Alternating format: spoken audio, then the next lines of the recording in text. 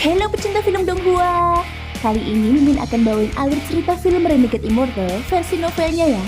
Yang pasti Mimin ambil episode setingkat dari filmnya yang lagi tayang.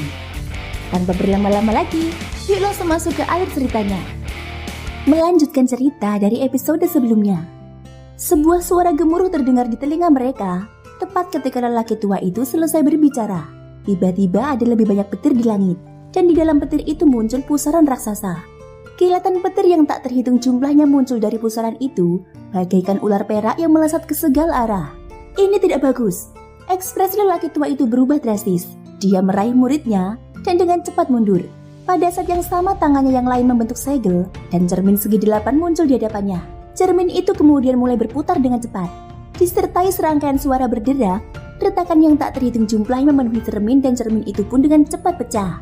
Orang tua itu tidak punya waktu untuk bersedih atas kehilangannya. Dia memanfaatkan ledakan dari cermin yang pecah untuk mundur lebih jauh. Namun kilat yang ganas itu melesat ke arah mereka. Mata lelaki tua itu dipenuhi keputusasaan. Dia menggigit bibirnya dan mendorong gadis itu menjauh. Pergilah, gurumu akan menghalangimu. Guru, mata gadis itu memerah dan tidak hendak mengatakan sesuatu. Namun tepat pada saat itu, petir yang menyambar ke arah mereka tiba-tiba berhenti dan menyusut kembali menjadi bola. Pada saat yang sama, bola petir itu mengeluarkan kilatan terang, dan seorang pemuda berpakaian putih berjalan keluar dari cahaya itu. Orang tua dan muridnya tercengang melihat kejadian ini. Mereka tidak dapat berbicara untuk waktu yang lama. Pemuda itu tampak tenang saat keluar dari bola petir itu. Ia menarik nafas dalam-dalam dan melihat sekeliling. Akhirnya pandangannya tertuju pada lelaki tua itu dan muridnya. Pemuda berpakaian putih ini adalah Wang Lin. Planet Susaku, aku kembali. Wang Lin bergumam pada dirinya sendiri. Ia kemudian melihat ke arah lelaki tua dan perempuan muda itu, seolah-olah mereka telah menunggu di sana untuk menyambutnya. Ia tersenyum lembut dan bertanya, "Rekan kultivator, apakah ada hal yang besar yang terjadi di Susaku akhir-akhir ini?" Wang Lin memperkirakan, jika Red Butterfly yang kehilangan satu lengannya kembali ke Susaku, pasti akan menimbulkan gangguan. Pria tua itu berdiri di hadapan gadis itu. Dia sangat berhati-hati dan dengan hormat berkata, "Senior, banyak hal telah terjadi di Susaku akhir-akhir ini. Aku ingin tahu hal apa yang dimaksud senior." Wang Lin tersenyum tipis dan berkata, "Ceritakan padaku semua yang telah terjadi." Sebelum lelaki tua itu sempat berbicara, gadis di belakangnya langsung berkata, "Yang paling besar tentu saja orang yang bernama Cheng Niu." Cheng Niu? Wang Lin terkejut. Dia mengusap hidungnya dan segera menyadari apa artinya. Gadis itu mengabaikan tatapan tuanya dan dengan cepat berkata, "Itu benar. Hal terbesar di Susaku saat ini adalah Cheng Niu. Red Butterfly kehilangan lengannya karena dia." Wang Lin merenung sejenak sebelum tersenyum tipis. Dia sudah menduga hal ini. Jadi dia tidak terkejut saat mendengarnya.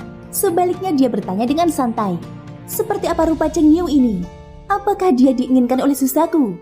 Gadis itu hendak berbicara ketika tuanya menghentikannya. Pria tua itu dengan hati-hati menatap Wang Lin dan berkata, "Senior, Susaku tidak mengirimkan perintah apapun untuk menangkap Cheng Niu." Wang Lin terkekeh. Ia melihat ke arah gadis itu melewati lelaki tua itu. Ia lalu mengeluarkan sebotol pil dari tasnya, melemparkannya ke depan, dan tersenyum. Gadis kecil itu jujur dan pintar. "Lumayan, jauh lebih baik dari gurumu. Sebotol pil ini akan membantumu mencapai tahap pembentukan inti. Ini adalah hadiah untukmu." Setelah itu Wang Lin menghilang. Pusaran petir perlahan menghilang seiring menghilangnya Wang Lin, dan hujan terus turun. Lelaki tua itu menarik nafas dalam-dalam, bahkan sekarang hatinya masih tidak stabil. Meskipun lelaki tua itu tersenyum sepanjang waktu, ia merasa seperti berada di hadapan dewa. Yang harus dilakukan lelaki muda itu hanyalah mengangkat tangannya, dan lelaki tua itu akan mati. Gadis itu memegang pil di tangannya dan bertanya dengan rasa ingin tahu, "Guru, pil jenis apa ini?" Lelaki tua itu mengambil botol itu dan melihat isinya. Lalu ekspresinya langsung berubah saat melihat pil-pil itu. Ia segera menuangkan satu pil dan menghirupnya. Tubuhnya bergetar. Ia segera memasukkan pil itu kembali ke dalam botol dan menaruh botol itu ke dalam tasnya. Ia menyeret gadis muda itu dan segera meninggalkan tempat itu. Gadis muda itu merasa frustasi. Ketika mereka sudah berjarak lebih dari 10 km, dia akhirnya tidak dapat menahan lagi dan bertanya lagi. "Bocah kecil, kecuali dia salah mengambil pil, maka dia pasti orang yang sangat kuat. Pil ini disebut pil bumi yang hancur. Pil ini sangat kuat untuk para kultivator pembentukan inti. Ada 3 pil dalam botol ini. 3 pil adalah alasan yang cukup untuk menyebabkan bencana di negara air kasar kita." Gadis itu tercengang. Keduanya tidak tahu bahwa sebagian besar pil bumi hancur tersebut telah dimakan oleh binatang nyamuk milik Wang Lin. Wang Lin saat ini sedang dalam perjalanan menuju negara Chu di dekat lautan setan. Dia telah membalas dendam dan kemudian pergi ke alam surgawi. Sudah waktunya baginya untuk pulang. Wang Lin diam-diam berpikir, jika bukan karena kuali pengembalian itu memiliki sedikit masalah, aku pasti sudah kembali beberapa waktu yang lalu. Aku tidak menyangka akan dikirim ke planet yang benar-benar terpencil. Dia seharusnya sudah kembali beberapa hari yang lalu. Tetapi selama pemindahan kembali, ada semacam masalah yang mengubah lokasi tempat dia dipindahkan. Wang Lin akhirnya dikirim ke sebuah planet tanpa kehidupan. Planet ini tidak terlalu jauh dari Susaku. Saat ini masih gelap. Jadi ketika Wang Lin mengangkat kepalanya, dia bisa melihat planet itu. Bulan ini sebenarnya juga sebuah planet, tetapi ukurannya jauh lebih kecil. Wang Lin dengan cepat terbang melintasi langit meninggalkan jejak cahaya. Mata Wang Lin bersinar saat dia berpikir, sayang sekali aku hanya berada di bulan sesaat sebelum pemindahan dimulai lagi. Meskipun tidak ada energi spiritual di sana, aku merasakan kekuatan misterius jauh di bawah tanah. Ketika kultivasiku cukup kuat, aku perlu memeriksanya. Wang Lin tidak berhenti di sepanjang jalan. Namun Chu terlalu jauh, jadi dia harus menggunakan beberapa susunan transfer kuno untuk memperpendek jarak. Mengenai kompas terbang, Wang Lin menemukan bahwa itu hanya dapat digunakan di kehampaan atau di antara bintang-bintang. Dia menemukan bahwa dia tidak dapat membukanya di Susaku. Kompas bintang itu hilang di satu sudut dan masih ada material yang hilang. Aku ingin tahu apakah aku bisa menggunakannya di Susaku jika aku memilikinya. Jika aku bisa, aku bahkan bisa lari dari para kultivator transformasi jiwa. Juga, mengapa Susaku belum memberikan hadiah untuk kepalaku? Saat Wang Lin terbang, dia mengeluarkan topi jerami dan mengenakannya di kepalanya. Ada banyak batasan dan formasi di topi jerami ini yang tidak dapat kuaktifkan. Kali ini, aku kembali ke Chu. Aku harus meluangkan waktu untuk mempelajarinya. Selain itu, dengan pedang harta karun yang kudapat dari para pengikut sekte pedang dalau, aku akan dapat menambahkan lebih banyak batasan pada bendera batasanku. Sayangnya, aku hanya mengambil 3 dari pedang harta karun itu. Wang Lin mendapatkan salah satu pedang harta karun itu saat ia membunuh seorang murid sekte pedang dalau. Sedangkan 2 pedang lainnya ia temukan bersama Cihu saat mereka mengumpulkan kantong-kantong harta karun di kehampaan. Wang Lin tidak berhenti sama sekali. Dia segera berteleportasi dan terus bergegas pulang. Waktu berlalu dengan lambat. Sebulan kemudian, Wang Lin berdiri di depan susunan transfer kuno lainnya dan menyentuh tas penyimpanannya. Ia hendak mengeluarkan batu roh berkualitas tinggi lainnya ketika ia tiba-tiba berhenti. Ia menyebarkan indera ilahinya untuk memeriksa apakah ada orang di sekitar. Begitu ia memastikan bahwa ia sendirian, ia dengan hati-hati mengeluarkan batu biok surgawi. Batu biok surgawi memiliki kualitas yang lebih tinggi daripada batu roh berkualitas tinggi. Aku ingin tahu, apakah aku dapat menggunakannya untuk membuka susunan transfer kuno? Wang Lin merenung sebentar sebelum meletakkan batu giok surgawi ke dalam susunan transfer.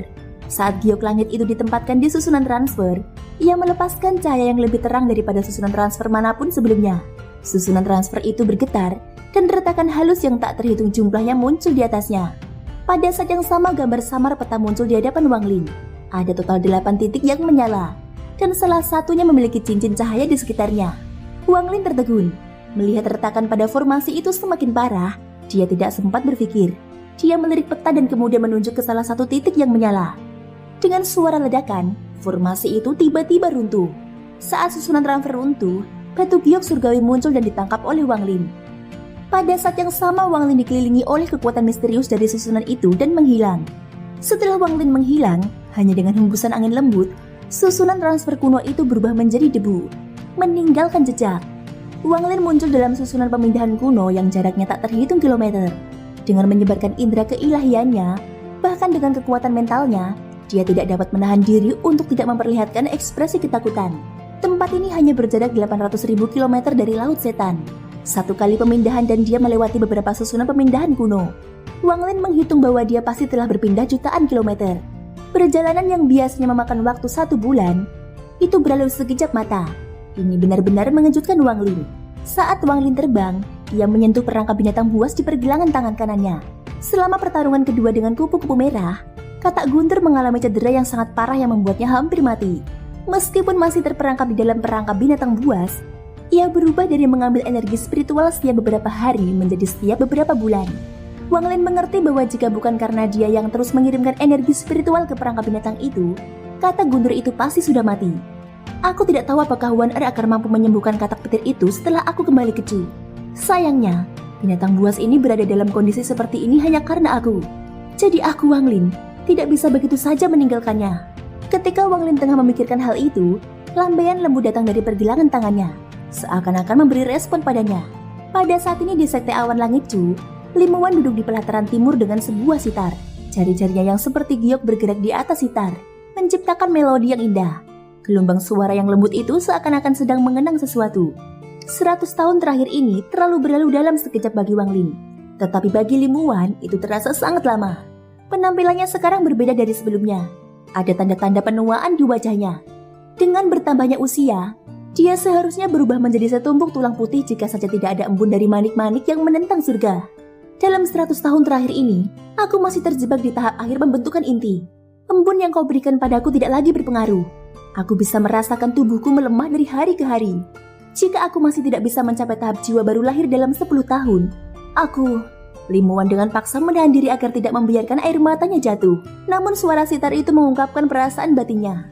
Suara itu dipenuhi kesedihan dan ketidakberdayaan. Siapapun yang mendengarnya akan merasakan hatinya menjadi berat. Wang Lin, di mana sebenarnya kau? Kesedihan di mata Limuan semakin kuat. Hatinya terasa sangat sakit. Kenangan bersama Wang Lin terus terngiang di benaknya. Ini adalah satu-satunya hal yang harus ia jalani.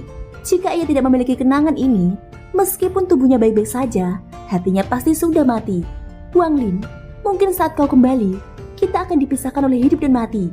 Limuan akhirnya tak kuasa menahan air matanya. 2 aliran air mata jatuh ke pipinya. Saat ini 2 orang berdiri di luar halaman. Keduanya memiliki rambut putih di kepala mereka. Salah satu lelaki tua itu menggelengkan kepalanya dan berkata, "Permainan sitar ketua sekte mengandung sedikit unsur kematian. Sayang sekali. Liu Fei, dalam 100 tahun terakhir ini, Master Sekte telah gagal menembus tahap Nansen Soul sebanyak 3 kali, meskipun dia telah meminum banyak pil. Jika bukan karena dia ingin bertemu orang itu sekali lagi, maka dia pasti sudah meninggal 30 tahun yang lalu ketika dia gagal menembus tahap Nansen Soul lagi. Song Qing, orang yang kau maksud, kau pikir dia masih hidup?"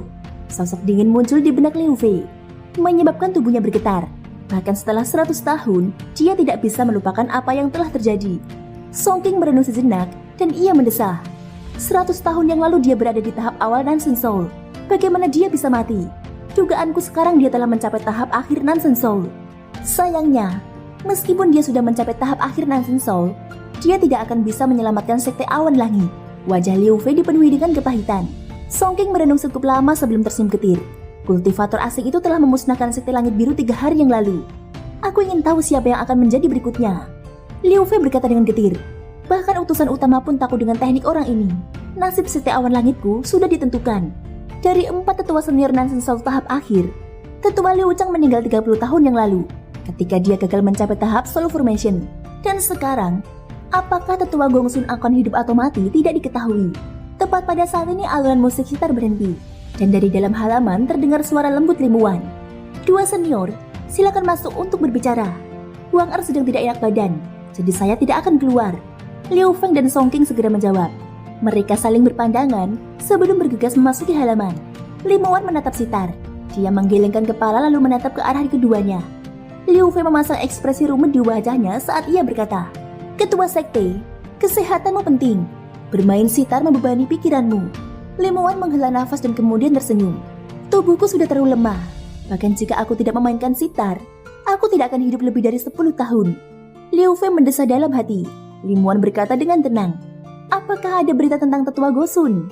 Penatua Gosun pergi mencari kultivator asing itu 7 hari yang lalu dan masih belum kembali. Aku khawatir. Mata Song Qing dipenuhi dengan kesedihan. Dia tidak melanjutkan bicaranya. Limuan merenung sejenak.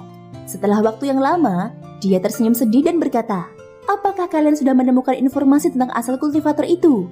Liu Fei berbisik, "Kita hanya tahu bahwa orang ini tidak terlihat setua itu dan menggunakan berbagai serangga beracun. Dia juga diselimuti aura haus darah. Sebulan yang lalu, dia tiba-tiba muncul di dalam Chu. Dia menghancurkan 3 sekte dalam 7 hari. Dan 3 hari yang lalu, Sekte Langit Biru dihancurkan. Hanya beberapa murid luar yang sedang mengunjungi keluarga mereka yang tersisa." Limuan menatap keluar jendela. Setelah beberapa lama, dia hendak berbicara. Tetapi wajahnya tiba-tiba memerah. Tubuhnya mulai gemetar dan dia mulai batuk hebat. Liu Fei dan Song Qing segera menunjukkan ekspresi khawatir. Limuan menutup mulutnya dengan tangan kanannya. Setelah batuk beberapa saat, akhirnya dia berhenti. Dia melihat darah merah yang mengejutkan di tangannya. Dia menyekalnya dan berkata, "Dalam beberapa hari, saat aku merasa lebih baik, aku akan mengembalikan darah esensi jiwa kalian. Kalian semua harus lari setelah itu. Ketua Sekte, Liu Feng dan Song King berbicara bersamaan. Mata mereka dipenuhi kesedihan. Meskipun kedua darah esensi jiwa mereka ada di tangan Lim Wan, dia tidak pernah menggunakannya untuk melawan mereka. Sebaliknya dia selalu memperlakukan mereka seperti seniornya. Ketua Sekte, pil perpanjangan hidup Ouyang Zi telah diteliti selama beberapa tahun. Begitu berhasil, Anda bisa hidup lebih lama. Lim Wan menggelengkan kepalanya dan ia berkata, tidak mungkin. Bahkan jika itu bisa membantu, itu hanya akan memperpanjang umurku beberapa tahun. Aku bisa merasakan tubuhku menua dalam 10 tahun terakhir ini. Mungkin dalam beberapa tahun semua rambutku akan memutih. Terlebih lagi, bencana ini adalah sesuatu yang tidak akan bisa dihindari oleh Sekte Awan Langit.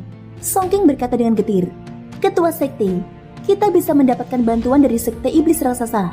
Kultivator asing ini membuat utusan Sekte Iblis Raksasa takut. Jadi mereka harus bertindak. Yang harus kita lakukan adalah bertahan sampai saat itu. Klan Iblis Raksasa, Lim Wan berbisik pelan. Ia menggelengkan kepalanya. Klan Iblis Raksasa hanya ingin melihat kita sebagai alat untuk alkimia. Lagi pula, masalah antara Cheng Niu dan Tuan Muda Klan Iblis Raksasa membuat mereka terpojok. Jadi mereka mungkin tidak punya waktu untuk mengganggu kita. Cheng Niu, aduh, kalau bukan karena orang ini, Klan Iblis Raksasa tidak akan meninggalkan kita begitu saja, ucap Liu Fei. Song King berkata dengan nada mengejek. Jika saja Cheng Niu bisa datang ke negaraku, maka bencana ini akan teratasi.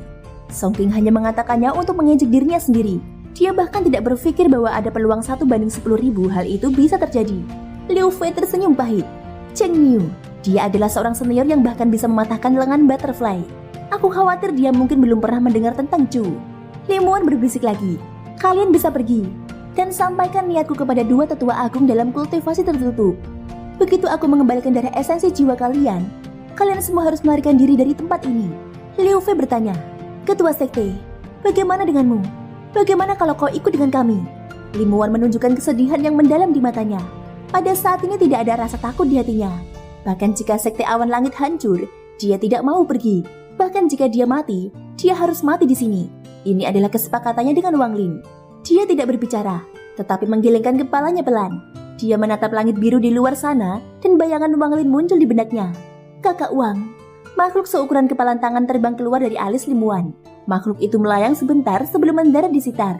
Tangan Lim Wan mengusap kepala makhluk kecil itu sambil berbisik. Ling kecil, di mana tuanmu? Wang Lin tidak berhenti sama sekali selama perjalanan sejauh 800.000 km ini. Dia berdiri di tepi laut setan sambil menatap ke arah Chu.